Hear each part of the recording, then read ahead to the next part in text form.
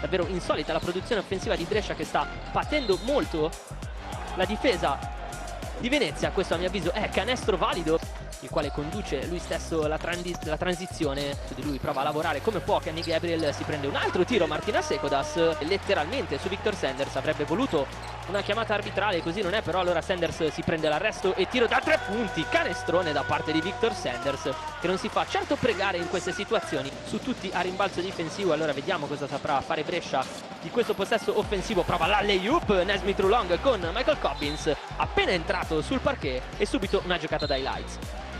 L'ultima è costata peraltro anche il fallo personale e conseguente canestro in tap-in da parte di Michael Cobbins, il quale adesso rolla profondo lasciando una pista a Tommy La Quintana. Sta diventando un fattore il play di scorta della Germani Brescia, e allora Tommy La Quintana può spingere un altro possesso offensivo per la formazione ospite. Si va a giocare il post di Kenny Gabriel, il quale si gira e tira letteralmente sulla testa di Martina Sekodas. Fate 7-0 per il parziale di Brescia e anche time out per coach Walter De Raffaele. Tommy La Quintana 6 punti con 2 su 3 dal campo, come vedete prontamente dalla grafica la risposta di Venezia con Martina Sekodas pulitissimo rispetto magari a Virtus e Gaffredo Bologna. Stiamo parlando ovviamente di una corazzata nel ruolo con Milos Teodosic a fare da leader in questa statistica. Austin Day, giocata imperiale da parte di Austin Day.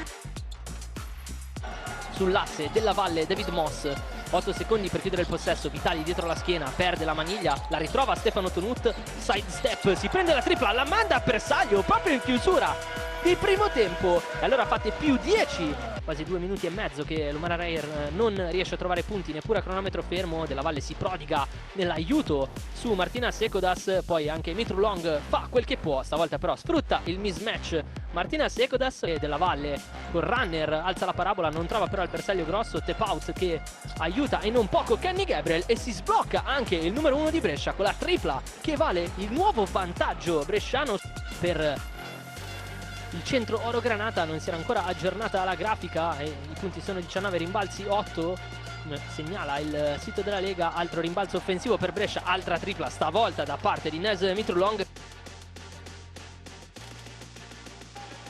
E adesso sta facendo enormemente la difesa, la differenza. A proposito di differenza, la sta facendo enormemente nel pitturato. Sorpreso dalla traiettoria del pallone Della Valle, non serve Nes Mitrulong, lo fa adesso. Mitrulong è spaziato molto bene, si prende la tripla, la manda al bersaglio, poi anche sguardo. Vediamo come saprà giocarsi l'ultimo possesso Della Valle, palla persa, e può volare in 1 contro 0 Stefano Tonut. E allora fate 6-0 per il parziale, 66-64. Amedeo Della Valle, che adesso riceve da Tommaso La Quintana, vorrebbe giocarsi l'1 contro 1 su tutti, poi assist immaginifico per John Petruccelli. La terna arbitrale non va allora alla bomba tentata da Michele Vitali, vediamo se andrà a bersaglio quella di Amedeo Della Valle. Manco a dirlo, Amedeo Della Valle un fattore, ma che killer instinct. Alley-oop direttamente da rimessa, e anche spettacolo. Non si attacca ovviamente nemmeno più, e può esplodere la festa sulla panchina della Germani Brescia.